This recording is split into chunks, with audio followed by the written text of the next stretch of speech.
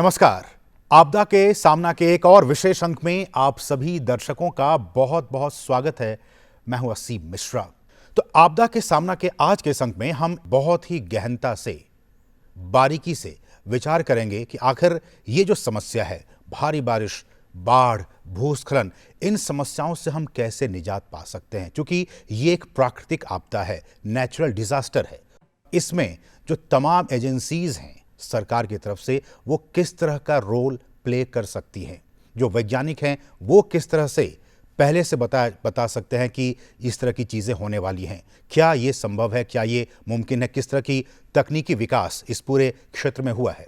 इन तमाम विषयों पर बहुत ही विस्तार से समझने और जानने के लिए, आपको समझाने के लिए तीन बहुत ही खास मेहमान इस वक्त हमारे साथ स्टूडियो में मौजूद हैं। हम आपका इंट्रोडक्शन उनसे करवा दें। हमारे साथ श्री कृष्ण एस वत्स सर हैं, जो कि सदस्य हैं एनडीएमए के। सर, आपका बहुत बहुत स्वागत।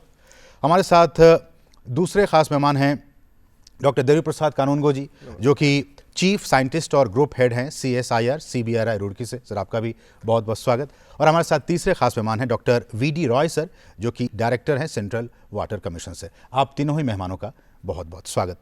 शुरुआत वत्स सर मैं आप ही से करना चाहूँगा।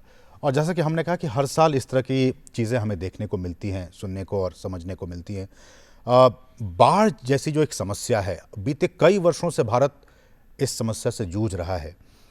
एनडीएमए के लेवल पर, सरकार के लेवल पर किस तरह की चीज़ें आप लोग कर रहे हैं? IMD का अलर्ट आता है, तो उस अलर्ट के अनुसार हम राज्य शासन को, राज्य सरकारों को हम आगाह करते हैं कि हम आप आवश्यक तैयारी करें, लोगों को सुरक्षित जगहों पर ले जाएं, और जो NDRF, SDRF और जो स्थानीय स्तर पर जो रिस्पॉन्डर्स हैं उनकी तैनाती करें, नावों की व्यवस्था करें, फ्लड शेल्टर्स की व्यवस्था करें।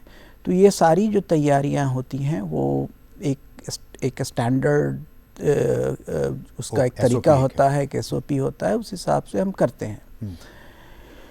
तो और उसका काफ़ी प्रभाव भी पड़ा है, और जो बाढ़ के कारण जो जान माल की हानि होती है उसमें काफ़ी कमी आई है। लेकिन होता क्या है कि हाल के दिनों में जो बारिश होने लगी है उसका कंसंट्रेशन बढ़ गया है। जो बारिश जो है बहुत कम समय में बहुत ज़्यादा होती है।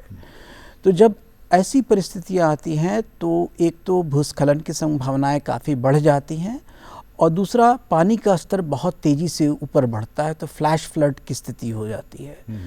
तो फ्लैश फ्लड और भूस्खलन में लोगों की के जाने की संभावनाएं बढ़ जाती हैं। तो जहाँ भी इस तरह की परिस्थिति बनती है वहाँ लोगों को थोड़ा सुरक्षित जगह पर जाने की आवश्यकता है।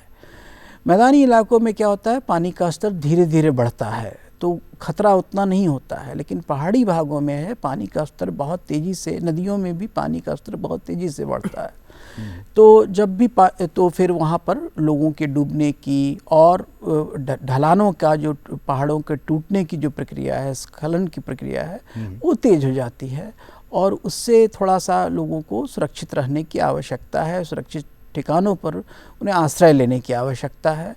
और उसके लिए हम अलर्ट इशू करते हैं, रेड अलर्ट इशू करते हैं। राज्य शासन काफ़ी उसके लिए प्रयास भी करता है, लेकिन वो इतने बड़े विस्तृत भूभाग में होता है कि कुछ ना कुछ उस पर खतरा आ ही जाता है। लेकिन सर, हमने बीते दिनों देखा केरल में जब इस तरह घटना हुई, कई लोगों की जान चली गई। हालांकि एनडीएमए ने और बाकी जो राहत एजेंसीज हैं उन्होंने बहुत ही महत्वपूर्ण रोल प्ले किया, लेकिन वही बातें कि क्या इस तरह की चीज़ों को क्या हम प्रेडिक्ट कर सकते हैं, क्या वो तकनीक हमारे पास है, और अगर है तो फिर आने वाले दिनों में हम इसको कैसे इम्प्लीमेंट कर सकते हैं पूरे ज्योग्राफी में? अब अगर केरल में वायनाड की बात करें तो एक बहुत ही कम समय में, एक दिन में 400 मिलीमीटर से ज़्यादा की बारिश हुई, और वो भी रात का समय था। तो जब इतनी बारिश हुई तो वो लैंडस्लाइड की घटना हुई। तो और लोग पहाड़ों पर जो थे वो ढलान पर रहते थे, तो और ढलानों का भी थोड़ा सा उसमें उसकी ये स्थिति अभी बनी हुई है कि ढलानों पर का जो विकास होता है वो सुनियोजित तरीके से विकास नहीं होता है। ढलानों पर जो ड्रेनेज की समस्या है कि वो जो पानी का निकास होता था वो अब अवरुद्ध हो चुका है, चूँकि लोग ज़्यादा संख्या में वहाँ रहते हैं। तो इन सब कारण से जो है सो कोलैप्स की संभावनाएं ढलानों पर हैं वो बढ़ जाती हैं। अब इसके लिए अर्ली वार्निंग की आवश्यकता है। अर्ली वार्निंग हम देते हैं, लेकिन एक बहुत बड़ा जो भूभाग है उसमें बहुत जो प्रिसीजन की ज़रूरत होती है अर्ली वार्निंग में, वो लैंडस्लाइड्स के लिए अभी अवेलेबल नहीं है, बहुत प्रिसीजन नहीं है। वो मुझे लगता है कि उसके लिए हम कोशिश कर रहे हैं। सेंसर्स का और भी डेवलपमेंट हो रहा है और इसमें जियोलॉजिकल सर्वे ऑफ इंडिया और अन्य कई जो साइंटिफिक इंस्टीट्यूशंस हैं वो साथ मिलकर काम कर रहे हैं। तो आगामी 2-4 वर्षों में हम अर्ली वार्निंग में भी ज़्यादा हम प्रिसीजन ला सकेंगे, ऐसी हम अपेक्षा रखते हैं। इसके लिए एक राष्ट्रीय कार्यक्रम विकसित किया गया है जो कि हम सारे जो पहाड़ी भूभाग के प्रदेश हैं उसमें हम उसका कार्यान्वयन कर रहे हैं। ठीक है। अब रॉय सर, मैं आपके पास आना चाहूँगा। आप सेंट्रल वाटर कमीशन से बिलोंग करते हैं। कई बार खासकर केरल में भी या फिर ऐसे राज्यों में जहाँ बड़े बड़े रिजर्वायर्स हैं और वहाँ पे जब भारी बारिश होती है उसमें पानी इकट्ठा होता है, कई बार इतनी ज़्यादा बारिश हो जाती है कि रिजर्वायर भी फुल हो जाता है, उसको खोलने की ज़रूरत पड़ जाती है। ऐसे में जो लो लेवल इलाके के जो लोग रहते हैं, कई बार उन्हें कहा जाता है कि आप सही जगह पे चले जाएं, सुरक्षित जगह पे चले जाएं ताकि आपकी जान बच सके। बावजूद उसके कई बार इस तरह घटनाएं होती हैं कि जब गेट खोले जाते हैं तो काफ़ी लाखों लाख लीटर पानी निकलता है और उससे दूर दूर तक लोग प्रभावित होते हैं, जो खेत खलिहान है वो प्रभावित होते हैं। ऐसे में बाढ़ नियंत्रण को लेकर सेंट्रल वाटर कमीशन जो सूचनाएं देता है स्टेट गवर्नमेंट्स को, उसमें किस तरह की चीज़ें शामिल होती हैं और स्टेट गवर्नमेंट की तरफ से क्या कुछ रोल उठाया जाता है ताकि जान माल का नुकसान है वो बहुत ही मिनिमाइज़ किया जा सके? धन्यवाद। बिल्कुल सही और प्रासंगिक जो प्रश्न है आपने मुझसे किया है। हमारी ज़रूरतें थी कि पानी का संचयन किया जाए क्योंकि मौसम में ही ज़्यादातर बारिश होती है और उसका बाद में हम सदुपयोग कर सकें, तो इसलिए बांध हमारी आवश्यकता थी। लेकिन ज़्यादा से ज़्यादा पानी हमारे पास हो तो ये हमारी प्रवृत्ति बन गई कि हम जलाशयों को भर करके रखें।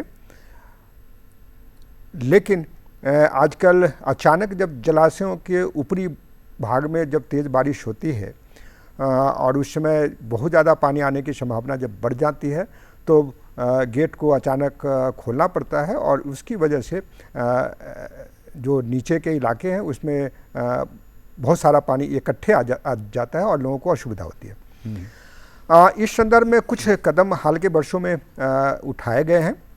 पहला कि ये अचानक बांधों से पानी न छोड़ा जाए, थोड़ा थोड़ा करके पहले से छोड़ करके उसको खाली रखा जाए। इसके लिए उन जलाशयों, ज़्यादा से ज़्यादा जलाशयों में जो बाढ़ का पूर्वानुमान है केंद्रीय जल आयोग देता है, उसका नाम है इनफ्लो फोरकास्ट। जो फ्लड फोरकास्टिंग सिस्टम है सेंट्रल वाटर कमीशन का, उसमें एक इनफ्लो फोरकास्ट सिस्टम है। आज के दिन उसकी संख्या 140 पिछले साल थी, इस साल 10 और हमने बांधों को उसमें और जोड़ा है। तो करीब 150 बांधों के लिए हम इनफ्लो फोरकास्ट देंगे, जिसके आधार पे बांध का जो गेट रेगुलेशन करते हैं उनको एक अग्रिम जानकारी मिल जाती है कि इतना पानी अगले कुछ दिनों में आने की संभावना है, जिसके आधार पे पहले से वो खाली कर लें।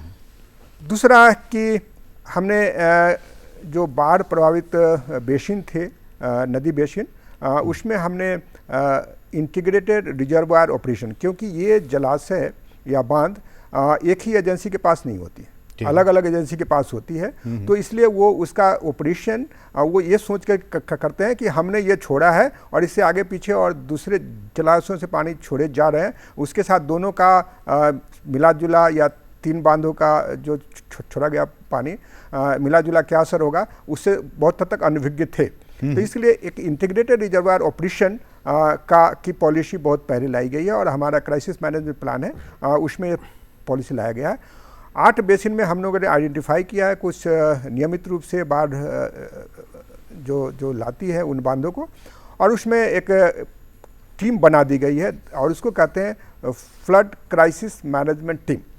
उसको मूल रूप से जो केंद्रीय जल आयोग के क्षेत्रीय कार्यालय है उसके अधिकारी उसको ड्राइव करते हैं, और उसमें जो बांध के अधिकारी हैं उनको सबमिट करके और उसको नियमित रूप से हम मानसून में बैठ के करते हैं और सेंसिटाइज करते हैं कि भाई आपके बांध इतने बढ़ गए हैं, आप पहले से पानी छोड़ करके रखें, खाली करके रखें, ताकि ये इस तरह की स्थिति नहीं हो। तीसरा है कि बांध से संबंधित, चाहे वो बांध टूटने की संभावना हो या बांध से अचानक पानी छोड़ने की संभावना हो, इसको ध्यान में रख करके डैम सेफ्टी एक्ट 2021 में पास कर दिया गया पार्लियामेंट द्वारा। उसके अंतर्गत नेशनल लेवल पे, स्टेट लेवल पे और प्रोजेक्ट लेवल पे जो इंस्टीट्यूशन क्रिएट करके, और उसमें जो सही कदम है खास करके कि जब भी बांध से पानी छोड़े जाए तो जो डाउन स्ट्रीम है उन इलाकों को ससमय उनको जानकारी दे करके कम किया जाए। और उस संस्था ने अभी क्या किया है कि जितने बांध हैं उनके डाउन स्ट्रीम में अलग अलग पानी को छोड़ने के बाद कौन कौन से एरिया में बाढ़ जाएगी उसका वो मैप तैयार कर रहे हैं। बहुत सारा तैयार कर लिया सीडा के थ्रू, और उसकी अग्रिम जानकारी साझा करेंगे। ठीक है, और यहाँ रुकेंगे एक बहुत ही छोटे से ब्रेक के लिए। आप देखते रहिए डीडी न्यूज। बाढ़ खतरनाक हो सकती है, बाढ़ के पानी में प्रवेश न करें। यदि आपको करना पड़े तो उपयुक्त जूते पहन के करें। पानी की गहराई को जांचने के लिए छड़ी का उपयोग करें। सेवरेज लाइनों, गटर और नालियों से बचकर चलें। गिरे हुए बिजली के खंभों और तारों से दूर रहें। कीटनाशक का प्रयोग करें।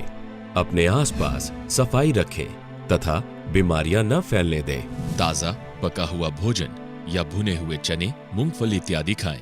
केवल उबला या क्लोरीन युक्त पानी पिएं। पलायन से पूर्व बिजली और गैस के कनेक्शन को बंद कर दें। फर्नीचर और अन्य सामान ऊंचे स्थान पर रख दें। नाली और शौचालय की निकासी मार्ग को बंद कर दें। अपनी आपातकालीन किट अपने साथ अवश्य ले जाएं। यदि आप कहीं फंसे हुए हैं तो हेल्पलाइन नंबर पर संपर्क करें। तैयारी में ही समझदारी।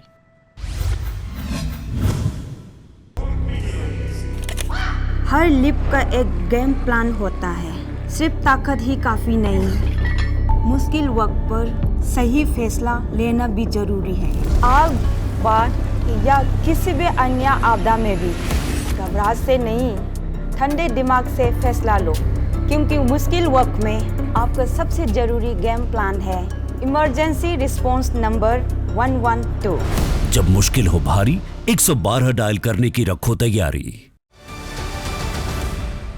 और ब्रेक के बाद आपका फिर से स्वागत है। आप देख रहे हैं आपदा का सामना, और आपदा का सामना के आज के संग में एक बहुत ही महत्वपूर्ण विषय, समसामयिक विषय पर हम चर्चा कर रहे हैं, बाढ़ और भूस्खलन, और उसको लेकर हम कितने सतर्क हैं, हमें कितने सतर्क रहने की ज़रूरत है। इन तमाम विषयों पर आज हम बातचीत करें। हमारे साथ कानूनगो सर भी हैं जो कि जियो साइंटिस्ट हैं और भूगर्भ विज्ञान को बहुत अच्छे से जानते हैं। सर, आपसे मेरा सवाल ये होगा कि इन तमाम चीज़ों को मद्देनज़र रखते हुए क्या आपको लगता है कि इस तरह की जो लैंडस्लाइड्स होते हैं, भूस्खलन होते हैं, उसके पीछे जियोलॉजिकल फैक्टर्स ज़्यादा रिस्पॉन्सिबल हैं या मैनमेड जो फैक्टर्स हैं, जो इंटरवेंशन है, वो ज़्यादा रिस्पॉन्सिबल है, या फिर दोनों का मिक्सचर है? देखिए, जो भूस्खलन का जो प्रोसेस है, प्रक्रिया है, उसमें जमीन जो है अपने जगह छोड़ देती है, वो नीचे खिसक के आती है। जो पर्वतीय क्षेत्र में हम ढलान की बात करते हैं, उसमें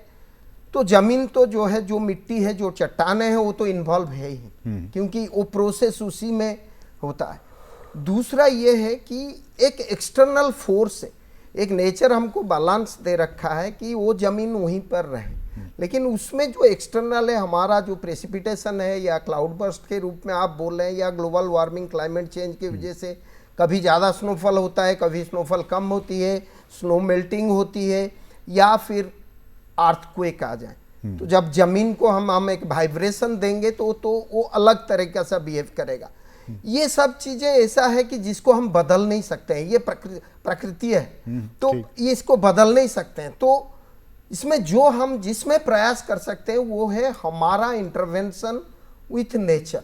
जैसे हमको रोड इंफ्रास्ट्रक्चर बनाना है या टनलिंग इंफ्रास्ट्रक्चर बनाना है, हाइड्रो पावर प्रोजेक्ट्स बनाना है, या कहीं हमारा अर्बनाइजेशन होना है, या गांव में एक मकान बनाना है, तो उसमें हम नेचर का बैलेंस को थोड़ा मेंटेन रखें। और उसके लिए हमारे पास तरीके, टेक्नोलॉजी हैं, टूल्स हैं, हमारे पास नॉलेज भी है अलग अलग, सिविल इंजीनियरिंग का, अर्थक्वेक इंजीनियरिंग का, हर दिशा में हमारे पास है। हम समक्ष हैं कि वो कर सकते हैं, लेकिन हम कहाँ तक उस चीज़ों को, और एक मैसेज दूंगा कि कहीं एक अगर हम मकान बनाने या रोड बना रहे हैं तो हम पूरा पर्वतीय ढलान को नजर में रखते हुए उस तरह का मिटिगेशन मेजर्स में, ना कि हम जहां रोड बना रहे हैं रोड के ऊपर का हिस्सा को हम देखें, लेकिन वैली साइड में भी जरूरत है देखने के लिए। तो एक ग्लोबल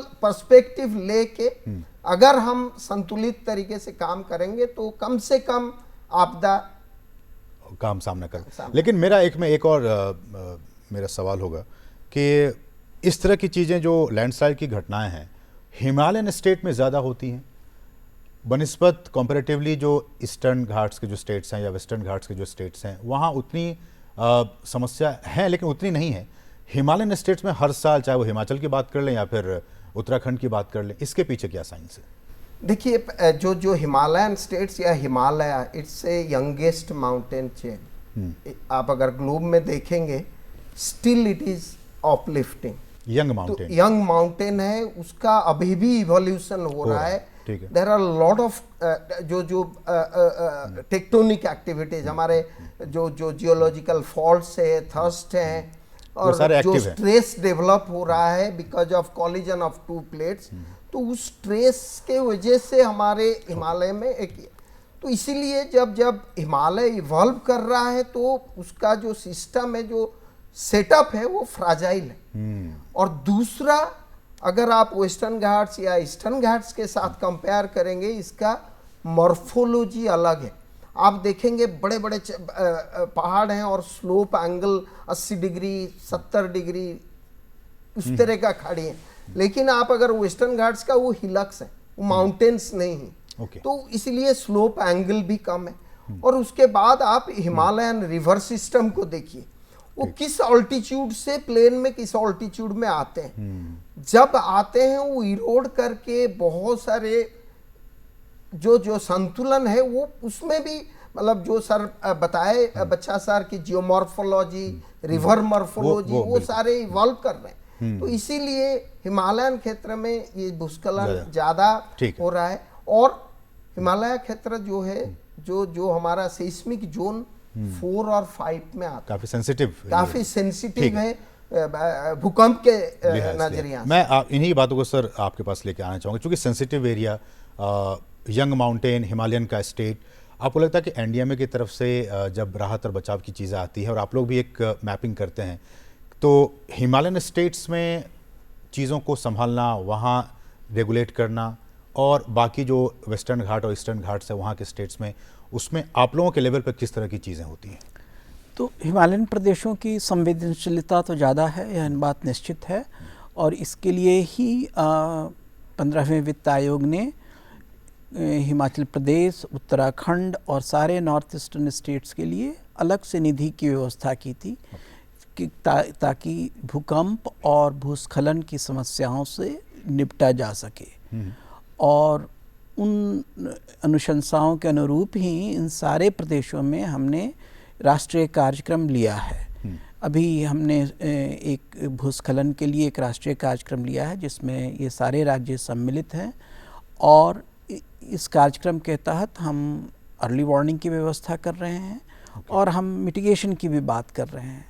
जब हम मिटिगेशन की बात करते हैं तो हम ढलानों पर वो कौन से ऐसे कदम हैं जो लिए जाने चाहिए जिसके कारण ढलानों की सुरक्षा बनाए रखी जाए। ढलानों का जो विकास है वो ज़्यादा सुनियोजित तरीके से हो। ढलानों पर वेजिटेशन हो, ढलानों पर अच्छे से हम रिटेनिंग वॉल बना सकें, जो स्ट्रक्चरल मेजर्स हैं, नॉन स्ट्रक्चरल मेजर्स हैं, उनको हम इकट्ठे ला करके ढलानों को सुरक्षित रखें। तो अगले 5 वर्षों में हमारा यह प्रयास रहेगा कि जहाँ कहीं भी भूस्खलन के लिए जो संवेदनशील जगह है वहाँ पर हम इस तरह की योजनाएं ला सकें और ज़्यादा से ज़्यादा हम इसका हम कार्यान्वयन ज़मीनी स्तर पर कर सकें। लेकिन इसके साथ साथ ही अर्ली वार्निंग के लिए भी मैंने कहा था कि हमें एक बड़े संख्या में सेंसर्स लगाने की ज़रूरत है, और क्योंकि सेंसर से ही हम दोनों चीज़ों को देख सकते हैं, बारिश को और जो वहाँ पर बारिश के कारण जो ओवरबर्डन है और उसके कोलैप्स करने की संभावना है, ये दोनों को हम मॉनिटर कर सकते हैं। तो अगले 5 सालों में सेंसर्स की भी संख्या, हम ज़्यादा सेंसर्स लगा सकेंगे और एक बड़े स्तर पर हम मिटिगेशन के कार्यक्रम भी ले सकेंगे। लेकिन सर, जो ह्यूमन इंटरवेंशन है पहाड़ों में, और इसको लेकर कई रिपोर्ट्स आती रहती हैं कि ऐसा नहीं होना चाहिए, काफ़ी फ्रेजाइल है, काफ़ी। आपकी बिल्कुल बात सही है और हर राज्यों से हमारी अपेक्षा है, हमने इसके लिए निर्देश भी हम इशू कर रहे हैं कि कम से कम ढलानों के विकास के लिए आवश्यक रेगुलेशंस इशू किए जाएं। इस तरह के इनडिस्क्रिमिनेट जो डेवलपमेंट है, जिसके कारण पहाड़ों का टूटना, चट्टानों का टूटना, ये सब इसको थोड़ा टाला जा सके। विकास आवश्यक है, लेकिन विकास के साथ साथ पर्यावरण पर भी ध्यान देना बहुत ही आवश्यक है, और इसलिए मैं कह रहा हूँ कि ढलानों पर हम वेजिटेशन को फिर से पुनर्स्थापित कर सकें, और जहाँ जहाँ भी इस तरह की संभावनाएं हैं वहाँ हम रिटेनिंग वॉल और इस तरह के कुछ गैबियन वॉल्स, जो वायर मेश है, इन सारी चीज़ों की हम व्यवस्था कर सकें ताकि ढलानों की सुरक्षा बनी रहे। समय की कमी है, आखिर में सबसे एक कमेंट बस सर आपसे मैं शुरुआत करना चाहूँगा। डिज़ास्टर मैनेजमेंट की बात जब भी आती है, NDMA, NDRF को लोग याद करते हैं। बारिश की बात आ जाए, बाढ़ की बात आ जाए, भूस्खलन की बात आ जाए, आप लोग और अपने आप को कितना स्ट्रेंथन कर रहे हैं ताकि इस तरह की समस्याओं को कम से कम किया जा सके और मिटिगेट किया जा सके? जैसा मैंने कहा, थोड़ा सा जो रिस्क है उसका जो स्वरूप है वो बदल रहा है। वो ऐसा नहीं होता है कि अब एक खास जगह पर बहुत बड़ी स्थिति बन जाए। एक बड़े भूभाग में वो रिस्क की बात आती है। तो जब इस तरह की बात आती है कि पूरे प्रदेश में थोड़ा कहीं न कहीं छोटी घटनाएं होती रहती हैं, तो लोकल लेवल पर प्रिपेयर्डनेस की आवश्यकता बढ़ गई है। तो गांव के स्तर पर, ब्लॉक्स के स्तर पर, छोटे शहरों के स्तर पर उस तरह एक स्थानीय जो प्रिपेयर्डनेस है वो होना चाहिए सामुदायिक लेवल पर। और उसके लिए जो है, जो हमारे रिस्पॉन्डर्स हैं उनका भी कई लेयर्स होने चाहिए। NDRF एक इम्पॉर्टेंट लेयर है, लेकिन NDRF के साथ साथ SDRF की व्यवस्था होनी चाहिए, होम गार्ड, सिविल डिफेंस की भी बात होनी चाहिए, और जो आपदा मित्र हैं, जो वॉलंटियर्स हैं, उनकी भी बात होनी चाहिए, और समुदाय के स्तर पर भी थोड़ी सी इसके लिए तैयारी होनी चाहिए ताकि कोई भी इस तरह की घटना हो जाए, है ना। एक छोटे से गांव में, कहीं दूर सुदूर गांव में कहीं एक छोटी सी घटना हो गई और 1-2 लोग मर गए, तो ऐसा होता है आजकल। ऐसा नहीं होता है कि एक जगह 40 लोग मर गए और 50 लोग मर गए, इस तरह से नहीं होता है। तो ये जो इस तरह से जो रिस्क का जो स्वरूप बदल रहा है, उसके लिए ये स्थानीय स्तर पर प्रिपेयर्डनेस को बढ़ाने की आवश्यकता है। और हमारा यही प्रयत्न है कि हम लोकल लेवल पर रिस्पॉन्डर्स को हम ला सकें, ज़्यादा से ज़्यादा संख्या में उनको ट्रेन कर सकें और उनको हम इन सब घटनाओं के लिए तैयार कर सकें। कानूनगो सर, आखिर में आपसे कि किस तरह से आप क्या कहना चाहेंगे कि जियोलॉजिकली तो उसको तो हम कुछ कर नहीं सकते, लेकिन जो ह्यूमन इंटरवेंशन है पॉलिसी के लेवल पे, प्लानिंग के लेवल पे, उस पर हम सभी को ध्यान देने की ज़रूरत है, वक्त की ज़रूरत है। ये देखिए, इस मामले में मैं 2 अहम चीज़ बोलूँ संक्षेप कि एक जो भूस्खलन है उसका इंटेंसिटी को कम करना है, उसका सिवियरिटी को कम करना है। दूसरा जो हमारा इंफ्रास्ट्रक्चर है उसका रेजिलियंसी को बढ़ाना है। तो अगर इंटेंसिटी को कम करना है तो उसको हमको प्रिपेयर्डनेस पे ध्यान देना पड़ेगा। उसके लिए कौन कौन सा एरिया भूस्खलन हो सकते हैं, अगर हम फ्यूचरिस्टिक असेसमेंट कर सके और उस एरिया में जैसे बच्चा सर बोले मिटिगेटिव मेजर्स पहले से ले ले भूस्खलन आने से पहले। और नुकसान को दूसरा कम किया जा हम सकता इंस्ट्रूमेंटेशन मॉनिटरिंग चाहे सैटेलाइट बेस्ड हो या जमीन में सेंसर लगा के हम मॉनिटर करें कि इतनी गति से ये मूव कर रहा है तो इस तरह का मेजर्स इसको जरूरत है। एक तो ये हो गया, दूसरा हमारा जो मकान अभी है, जो हमारा हाउसिंग स्टॉक्स है या इंफ्रास्ट्रक्चर है, उसका रेजिस्टेंस कैपेसिटी बढ़ाना है इस भूस्खलन के तरफ, तो इसलिए उसको स्ट्रेंथन करने की जरूरत है। या नाली के एलंग अगर हमारे कोई मकान है, हम एक रेगुलेशन लाए कि 25 मीटर का बफर में कोई नया मकान ना आना चाहे या जो मकान ऑलरेडी है उनको हम रीसेटल करें, ताकि हम एक रिजिलियंट सोसाइटी के तरफ और प्रिपेयर्डनेस के तरफ ध्यान दें, तो हम जरूर सक्सेसफुल होंगे। और सरकार का सबसे ज्यादा इसी तरफ ध्यान है कि हम कितने प्रिपेयर्ड हो सकते। ठीक है, बहुत ही अहम बातें। राय सर, आपके पास आखिर में कि वाटर कमीशन की तरफ से या फिर सरकार की तरफ से कह लें, आने वाले दिनों में हम किस तरह का और भी इंटेंसिव रोल देख सकते हैं फ्लड मैनेजमेंट की दिशा में? पहला है कि केंद्रीय जल आयोग बाढ़ पूर्वानुमान देता है और ये नोडल एजेंसी है, तो समय से शुरू से ही अपने जो नेटवर्क है उसको एक्सपेंड कर रहा है, तो ऑलरेडी काफ़ी एक्सपेंड कर चुका है। फ्यूचर में ये है कि हम जो जहाँ पे बाढ़ आ रही है और हमारा नेटवर्क नहीं है तो हम एक्सपेंड करेंगे, पहला। ठीक है।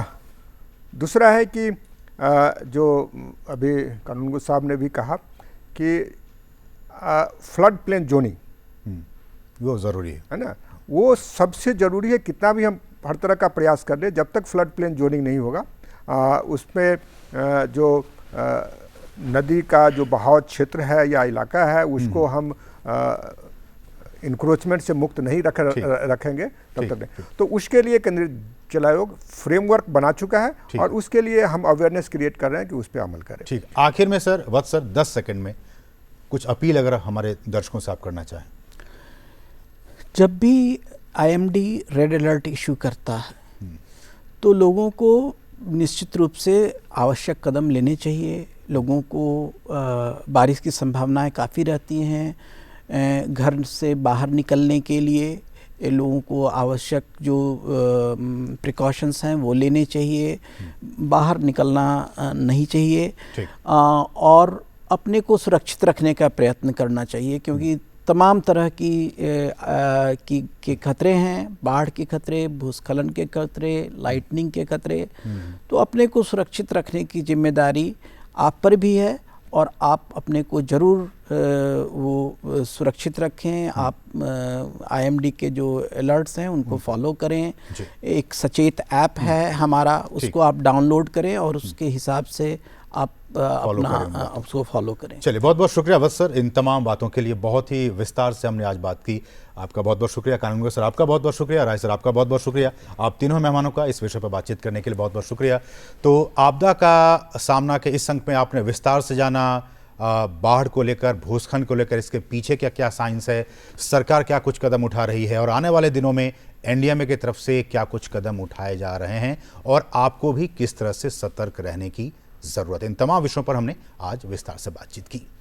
तो आपदा के सामना के आज के इस विशेष अंक में बस इतना ही। मुझे और हमारी पूरी टीम को दीजिए अनुमति। नमस्कार।